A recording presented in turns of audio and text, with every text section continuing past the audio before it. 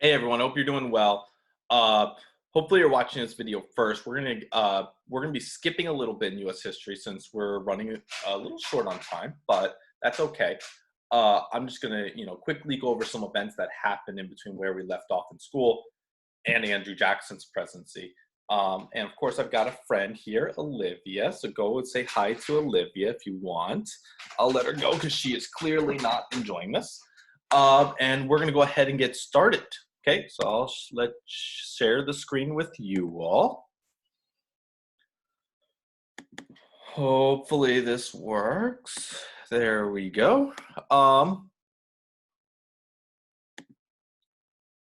Perfect. So, in the election of 1808, right, James Madison, the Republican, is going to beat Charles Pinckney, the Federalist. These are the same two parties that we were talking about. Pretty easily. If you look at the map, James Madison won pretty much everywhere outside of New England. And two of the main challenges James Madison faced was first, American sailors were being impressed by the French and the British during the Napoleonic Wars, the wars between France and England. And in this case, impressed does not mean that they were impressed by the French and the British musical skills. In this case, this means that they were being kidnapped, right? So you're being kidnapped by the French, kidnapped by the British during the Napoleonic Wars. The second thing is, as America started to expand westward, they were starting to have violent clashes with Native American groups that lived there. Anyway, James Madison becomes president, and he makes a deal with whichever European country, France or England, agreed to stop impressing American sailors first. The deal was he would start doing business with that country and that country alone, not their opponent, if they stop impressing American sailors. France is going to take him up on that offer first. And that's going to kind of escalate things with Great Britain, right? Another escalation is Native Americans were found with British weapons in the West, the assumption being that the British were arming different Native American groups so they could fight against American settlers. And these things combined led to the War of 1812. The War of 1812 was fought for three main reasons. The first, the United States wanted to acquire Canada from the British. Remember, Canada is part of British North America at this point. It's not its own country. And the Americans wanted to add it to their territory. Second, they wanted the British to stop impressing or kidnapping American soldiers. And then the last one is they wanted the British to stop arming Native Americans in the West. If you want more details about this war, since we're going over real quick, I'll leave a link in the description to the Crash Course video with our friend John Green, so you can learn more about the War of 1812 if you wish. So the end of the war. So the big reason the War of 1812 came to an end was the Napoleonic Wars. The wars in Europe also came to an end, and the British didn't see the need to continue fighting this war. The issue of impressment kind of naturally came to an end. The reason they were kidnapping American soldiers in the first place was they thought they were helping the other side in the Napoleonic Wars. When those wars came to an end, this issue kind of naturally came to an end. No territory was changed after the war as a result of the war. So the Americans ended up with the same territory that they had prior to the war at the end of the war.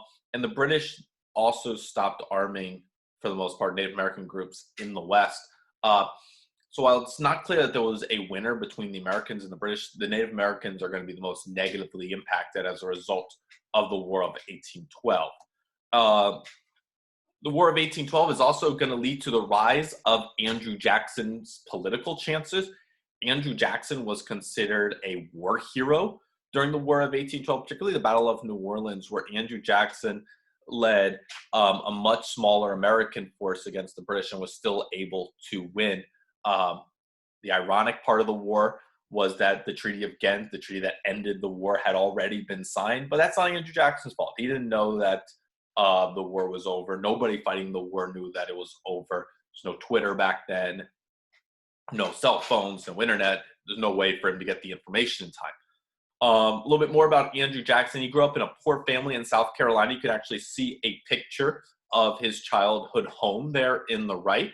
Certainly not glamorous, even by 1800 standards. Later on, he would move west to Tennessee and get into politics. But it's really the War of 1812 that's going to make him a national figure, that's going to lead him to later run for president of the United States. And that leads us to the election of 1824, when he does run for president of the United States. If you look at the electoral votes, this is another one of the strange elections in U.S. history. Andrew Jackson, you can see, did get the most electoral votes with 99, John Quincy Adams 84, William Crawford 41, Henry Clay ended up with 37. If you look at the electoral map, you can see the blue states represent the states that Jackson won. The green states represent the states that John Quincy Adams won. John Quincy Adams did very well in New England. Andrew Jackson did well kind of elsewhere.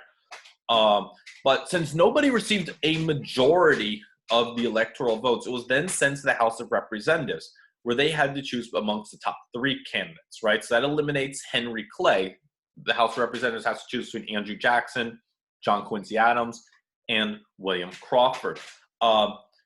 Before the vote, Henry Clay kind of makes a deal with John Quincy Adams and says, I will convince all my supporters in the House of Representatives to support you if you make me Secretary of State, which was a big deal back then, right? Secretary of State was considered a higher position than the president in a lot of ways, or vice president in a lot of ways.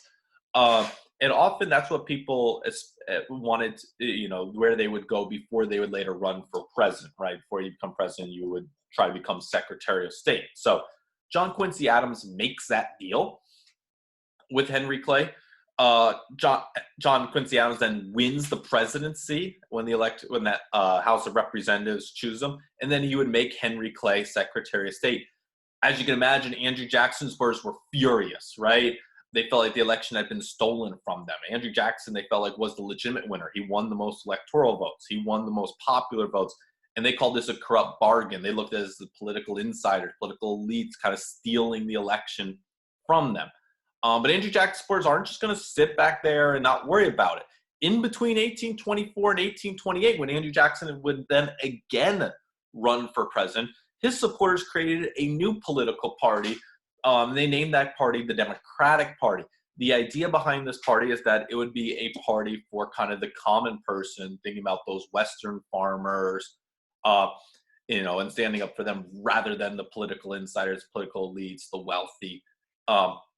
This party would then hold political rallies.